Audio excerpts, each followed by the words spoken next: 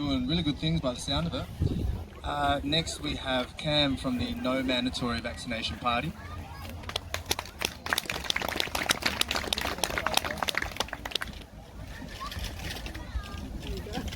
Thanks, James. Take that everybody can hear okay. My name's Cam Tinley. Okay, yeah, that's more like it. My name's Cam Tinley from the No Mandatory Vaccination Party. We're not a lobby group, we're a political party.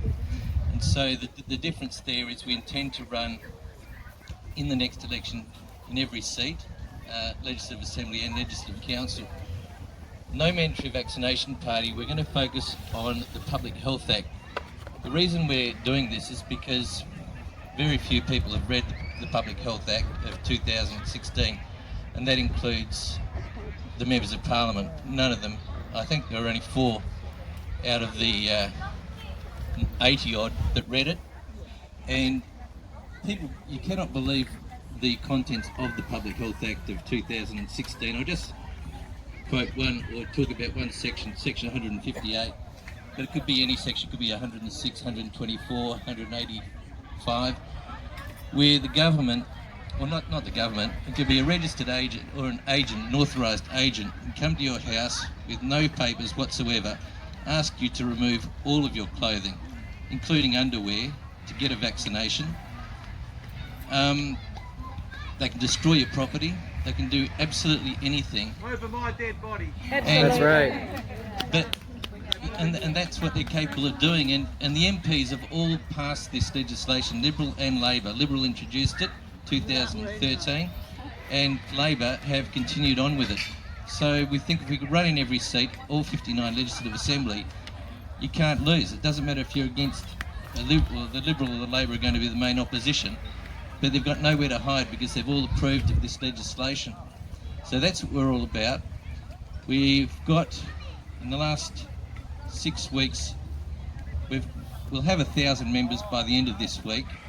We have about 900 at the moment, and we have people from every state and overseas as well. But we can only we needed to have 500 from WA to be able to register, but we've got way in excess of that. But they can be a little bit strict in terms of disqualifying people, so we're going to have a lot more than that. So we'll be putting that paperwork in this week, and we'd really like to have more candidates in every seat. We don't have stipulations on whether people are members of other parties. We don't ask the question because we've got no way of knowing anyway. So people, even if people are members of other parties, they can join our party. We've got membership forms. Obviously, it doesn't cost anything. We don't charge membership fees. But we would like to have as many members as we can for the next election. I think I've covered everything. I'm not going to be close to I don't know if I am close to the 5 minutes, but so that's it. So I'll be at the back there. Yep. If anybody would like to join, and we'd really appreciate it. Yeah, question. No Mandatory Vaccination is the name of the name of the party. No Mandatory Vaccination. No, we're leaving off the S of vaccinations, so people will assume we're talking about the COVID-19 vaccination. That's going to be pretty hot by next March, is my guess. So it's not an exaggeration, but we've got about 1,000 people, and this is in 6 weeks, and it's continuing on at 200 a week.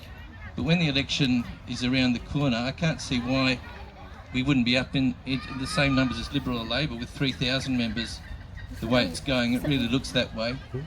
Anyway, it's going to be the big issue. All bets are off the table for this election. We're never going to have an election like this before.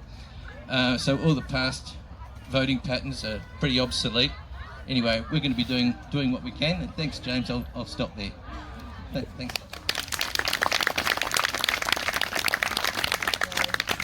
Thank you so much.